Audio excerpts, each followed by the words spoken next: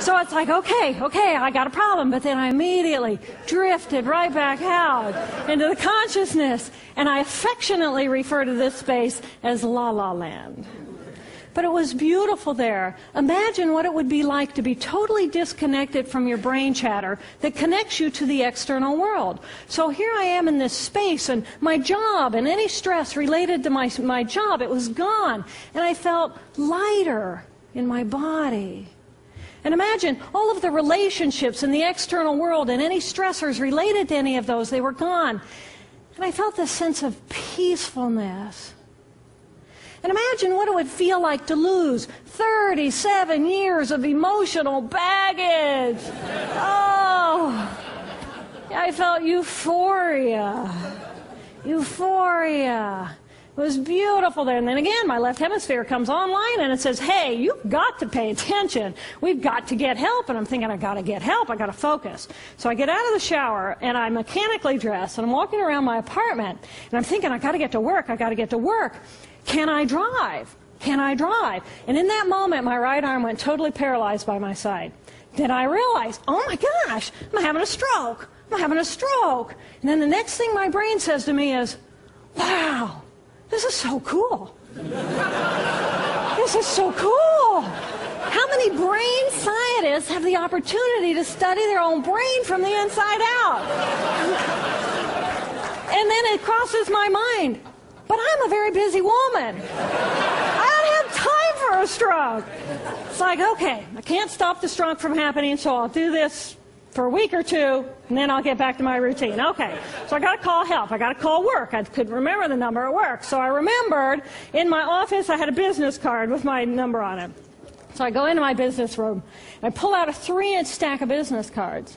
And I'm looking at the card on top. And even though I could see clearly in my mind's eye what my business card looked like, I couldn't tell if this was my card or not, because all I could see were pixels.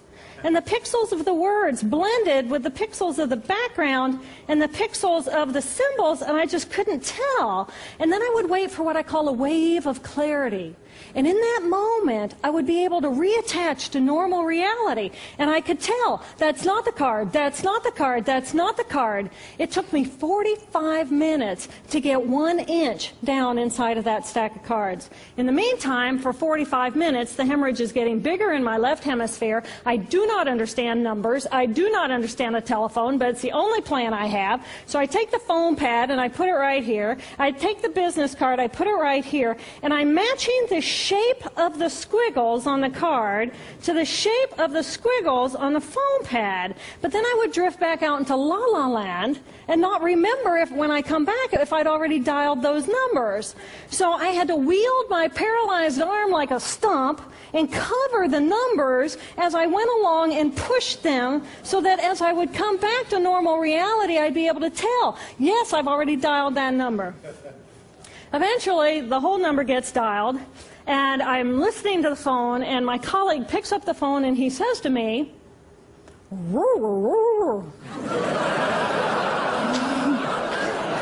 I think to myself, oh my gosh, he sounds like a golden retriever. And so I say to him, clear in my mind, I say to him, this is Jill, I need help. And what comes out of my voice is, and I think, oh my gosh, I sound like a golden retriever. So I didn't know that I couldn't speak or understand language until I tried. So he recognizes that I need help, and he gets me help. And a little while later, I'm riding in an ambulance from one hospital across Boston to Mass General Hospital. And I curl up into a little fetal ball. And just like a balloon, with the last bit of air just right out of the balloon, I just felt my energy lift and I felt my spirit surrender. And in that moment, I knew that I was no longer the choreographer of my life. And either the doctors rescue my body and give me a second chance at life, or this was perhaps my moment of transition. When I woke later that afternoon, I was shocked to discover that I was still alive. when I felt my spirit surrender, I said goodbye to my life, and my mind was now suspended between two very opposite planes of reality. Stimulation coming in through my sensory systems felt like pure pain. Light burned my brain like wildfire, and sounds were so loud and chaotic that I could not pick a voice out from the background noise, and I just wanted to escape. Because I could not identify the position of my body in space, I felt enormous and expansive, like a genie just liberated from her bottle. And my spirit soared free like a great whale gliding through a sea of silent euphoria. Nirvana. I found nirvana. And I remember thinking there's no way I would ever be able to squeeze the enormousness of myself back inside this tiny little body. But then I realized, but I'm still alive. I'm still alive, and I have found nirvana. And if I have found nirvana and I'm still alive, then everyone who is alive can find nirvana. And I pictured a world filled with beautiful, peaceful, compassionate, loving people who knew that they could come to this space at any time, and that they could purposely choose to step to the right of their left hemispheres and find this peace.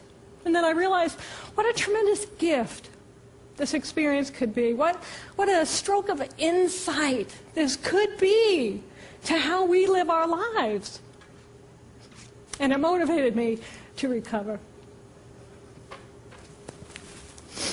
2.5 weeks after the hemorrhage, the surgeons went in and they removed a blood clot the size of a golf ball that was pushing on my language centers. Here I am with my mama, who's a true angel in my life. It took me 8 years to completely recover.